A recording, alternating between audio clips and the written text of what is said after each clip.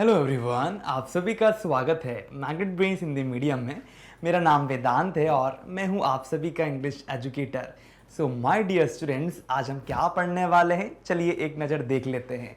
यहाँ दिया है class 7 English MP board the modern way, lesson number 10 explanation. अब जैसे कि आप लोग यहाँ पर देख पा रहे हैं, एक बढ़िया सी पिक्चर लगी है ना। यहाँ पर एक रॉकेट लगा है ना। तो आज के समय जो मॉडर्न युग है ना, उसको हम क्या कहते हैं, आधुनिक। तो यहाँ पर मॉडर्न का मतलब आधुनिक और वे मतलब तरीका, तो एक आधुनिक तरीका है ना, द मॉडर्न वे। तो चलिए हम देखते हैं इस चैप्टर में क्या दिया है। कहीं ना कहीं आप चैप्टर के जो फोटोग्राफ उसको देखकर समझ गए होंगे। यहाँ दिया है एक्सप्लेनेशन पार्ट। अब हम पोम की एक्सप्लेनेशन पार्ट कवर करेंगे। क्यों? क्योंकि ये बहुत इंपॉर्टेंट है। इसलिए इंपॉर्टेंट है ताकि हम लोग एग्जाम में अच्छे तरीके से अच्छे मार्क्स ला सकें। अगर कोई भी लाइन आ जाती है तो आप लोग कुछ भी स्किप ना करें।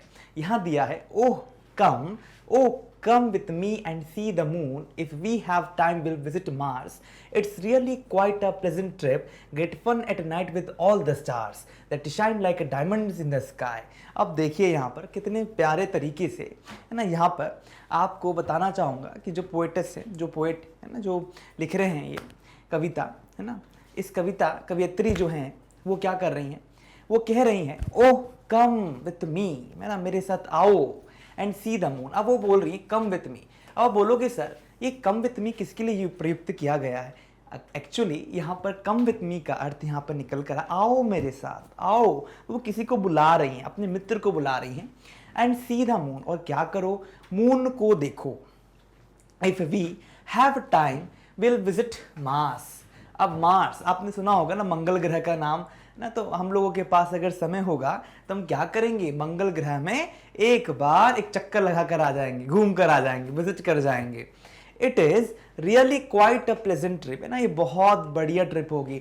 अब ट्रिप क्या होती है, जब हम कहीं जाते हैं, कुछ प्लान बनाते हैं, उसको ट्रिप कहते हैं। तो यहाँ पर विजिट का मतलब समझ गए होंगे, मास मंगल ग्रह। रियली का मतलब क्या होता है, वास्तव में, सचमुच में ना, सचमुच में ये क्या होगी, क्वाइट ना, बहुत बढ़िया ट्रिप होगी। प्लेजेंट का मतलब मनोहर, सुखद, है ना, बहुत प्रिय हमारी क्या होगी, यात्रा होगी, ट्रिप होगी। Great fun at night with all the stars, हम क्या करेंगे, रात भर तारों के साथ ना फन करेंगे, मजा करेंगे, खुशी करेंगे।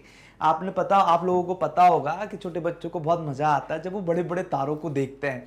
तो वही चीज यहाँ पर कही है कि ग्रेट फन एट नाइट, है ना, रात के समय बहुत मजा करेंगे, किसके साथ, तारों के साथ। That shine like diamonds in the sky.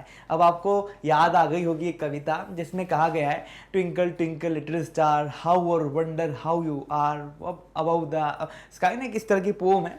तो ओवरऑल यहाँ पर आप देख पाओगे कि that shine like diamond, stars के बारे में कहा जा रहा है, वे चमकते हैं डायमंड की तरह। कहाँ?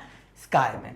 तो यहाँ पर कवियत्री जो हैं किसी को बुला रही हैं कि वो आए, हम लोग जाएंगे, मार्स की यात्रा करेंगे और पूरे आकाश मंडल को अच्छे तरीके से देखेंगे, तारों की टिमटिमाहट को देखेंगे, खुश होंगे, है ना, और फन करेंगे, मजा करेंगे।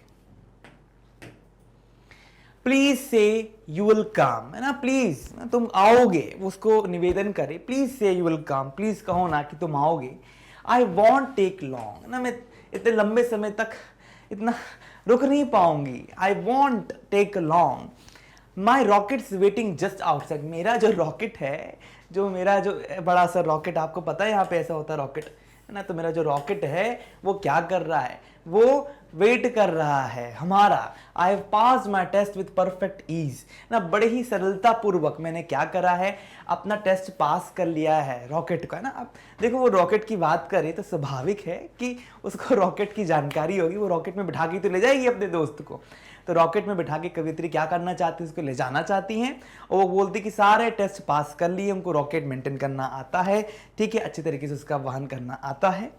आई have pass my test with perfect ease. Perfect का मतलब क्या होता है, श्रेष्ठ, सही, निपुणता, दक्षता के साथ मैंने क्या करा, टेस्ट पास कर लिया है। And long to take you for a ride, और क्या है, लॉन्ग ना, तरसना, बहुत समय तक के लिए, है ना, to take you for a ride, और मैं क्या करूंगी, तुमको लेकर जाऊंगी राइड के लिए, है ना। And long to take you for a ride. अब लॉन्ग का मीनिंग यहाँ पर कैसे निकलता है, एक तो लॉन्गिंग, ना, अगर आप चाहो तो ललायित होना, तरसना, है ना, लॉन्ग, और एक लॉन्ग होता है लंबा चौड़ा, है बहुत समय तक। तो यहाँ पर आप इस तरह से लॉन्ग को समझ सकते हो। मैंने यहाँ पर मीनिंग अच्छे से डाल दी है। तो and long to take you for a ride. तो ओवरऑल यहाँ पर क्या हो रहा है, यहाँ पर हमने क्या देखा कि कवियत्री जो है वो अपनी भावनाओं को यहाँ प्रदर्शित कर रही है। उनके पास एक रॉकेट है, उसे बिठाकर अपने दोस्त को ले जाना चाहती हैं, है ना, ऊपर तक। और उनके मन में ये बात भी है कि वो क्या करेंगी, इंजॉय करेंगी बहुत अच्छे तरीके से। तो ओवरऑल इस चैप्टर में बहुत अच्छे तरीके से ये लाइनें लिखी गई, आपको समझ में आ गई होंगी। ठीक है, चलिए इसी के साथ हमारा ये वाला चैप्टर जो है वो यहाँ पर ओवर हो गया है। अगर इसके अलावा भी कोई डाउट हो तो आप लोग क्या कर सकते हैं, कमेंट सेक्शन में कमेंट करके बता सकते हैं। और एक और अन्य जानकारी, हमारे पास सारे टॉप कोर्सेज अवेलेबल हैं। आप हमारी वीडियो को लाइक करें, शेयर करें, सब्सक्राइब करें। धन्यवाद।